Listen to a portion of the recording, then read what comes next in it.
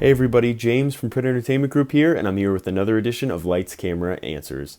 So today's question is, can you fix it in post? As you can see, I'm in front of my at-home editing workstation right now. A lot of people are working remotely and a lot of people are working from home. And so it's a pretty relevant question, right? Can you fix something from an earlier shoot day later on in the editing post-production phase? The quick answer to that is no. Just kidding. Of course, you can fix a multitude of issues with various effects, whatnot.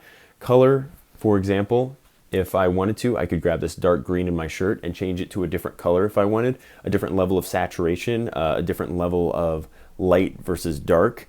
With audio, say you recorded in a space that had a fan running or there was a hum running and you just had to record in that space, you couldn't really control that. Later on in post, you can add a noise remover or noise reducing effect that will hopefully make your audio sound a lot more like what you want it to sound like. In terms of compositing, there are techniques. I've got this very nice PEG hat right here. Say this was a Nike hat or it had a Nike swoosh on it. You don't want to have that in your video or commercial, and so you can actually track the logo exactly where it goes and then cover it up in post where this is stitched on. I can't remove this right now if we're ready to shoot.